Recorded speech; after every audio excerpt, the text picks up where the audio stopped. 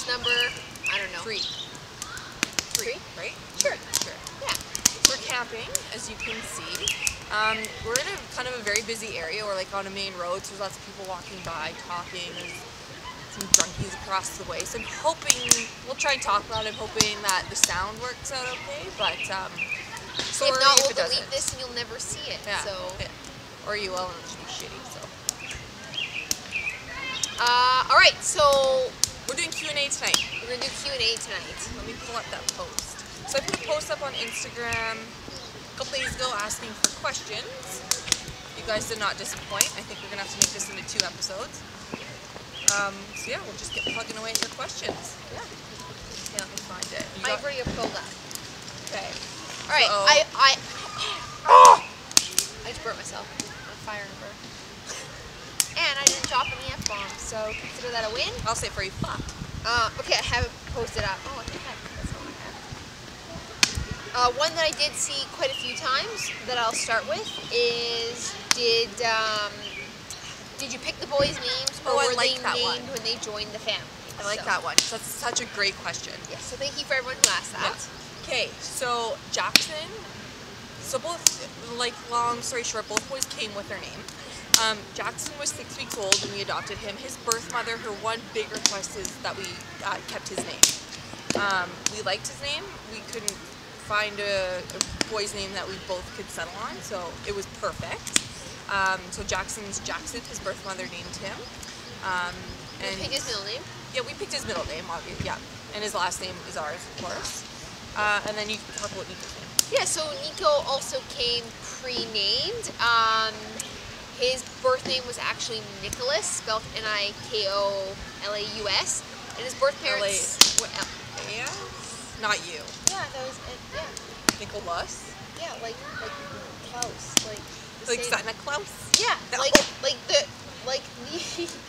Polish way of spelling it. Yeah.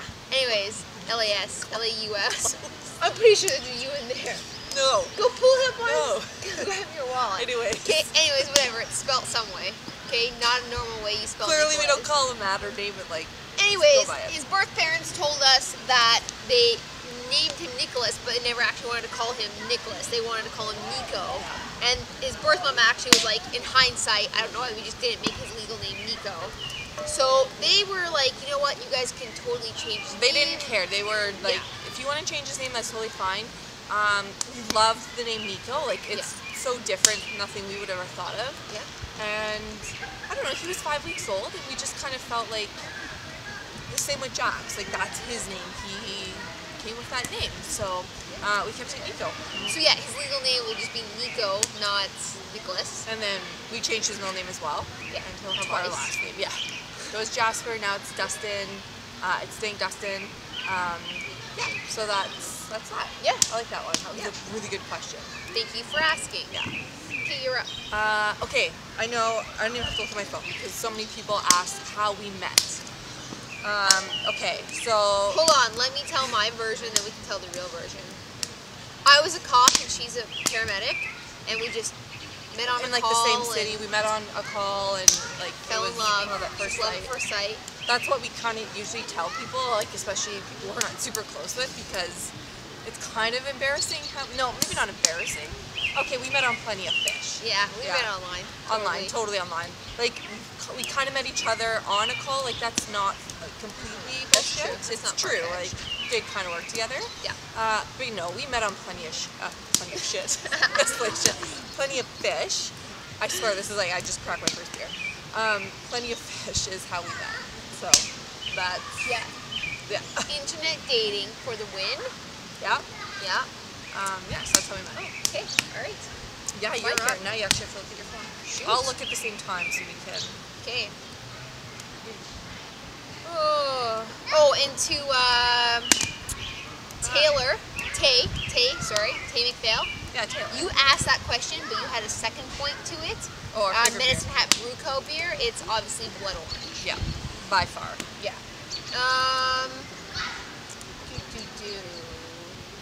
Oh, you know, I think I saw this once or twice, so I'll answer this one because I think it's a solid question. Was it hard going through the adoption process being a same-sex couple? So, to answer that, No. no, not at all. Not at all. We was one of the questions we asked when we first met with our agency before we even decided to go with them.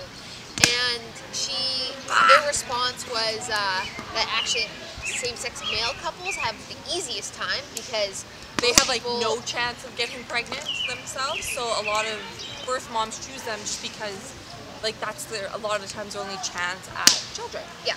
But then they said from their experience with same-sex female couples that it wasn't any different.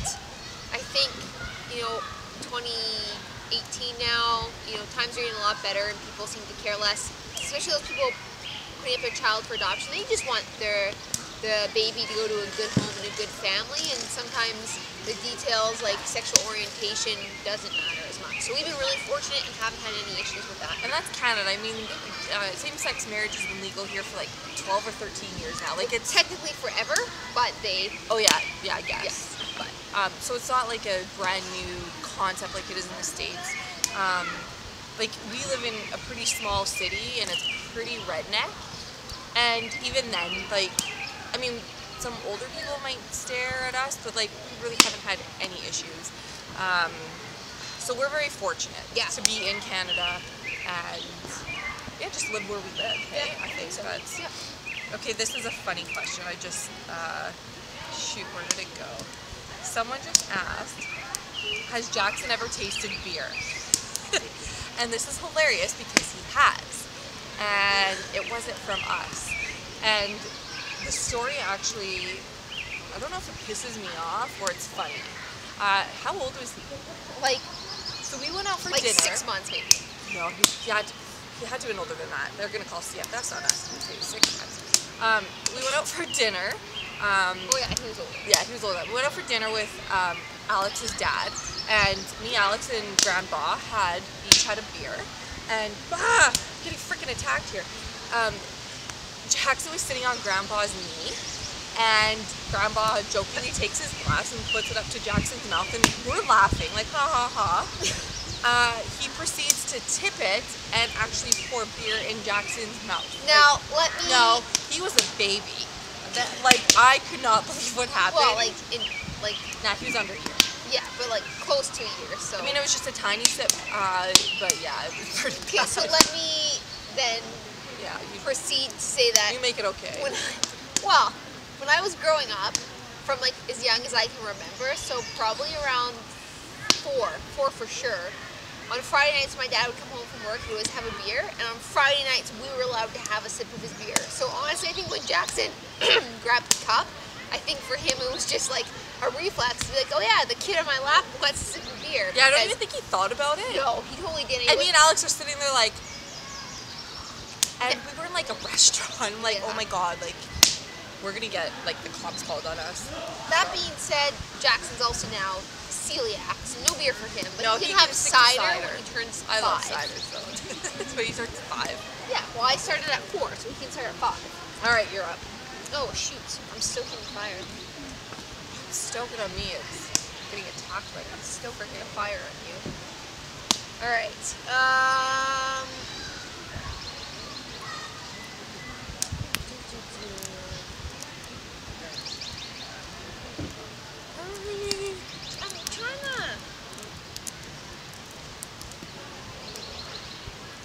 Okay, I see a lot of questions actually about therapies for Jax, and I feel like this will be an entire separate vlog episode, but I think we can briefly touch on it.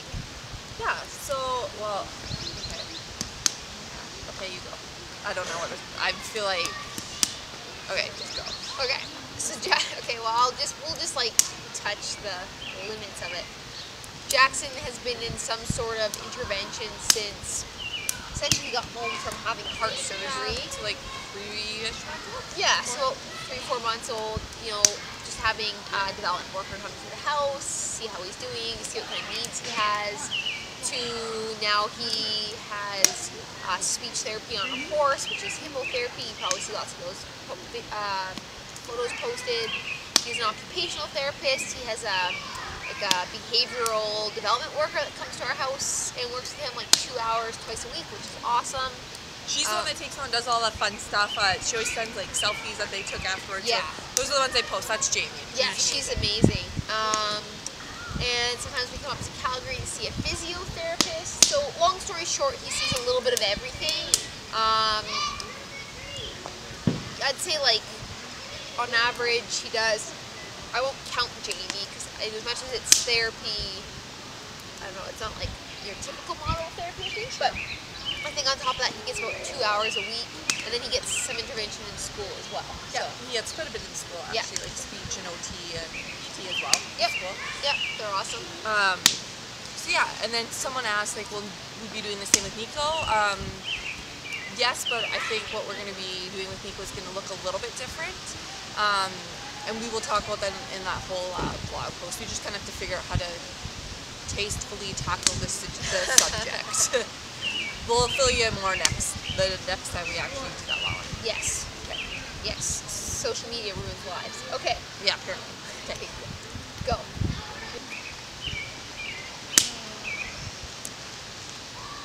I'll pre-load.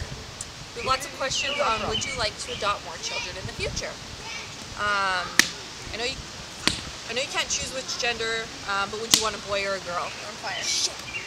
That hurts. Okay, sorry. Remember the disclaimer about swearing? Yeah. I'm getting attacked by fire, we said.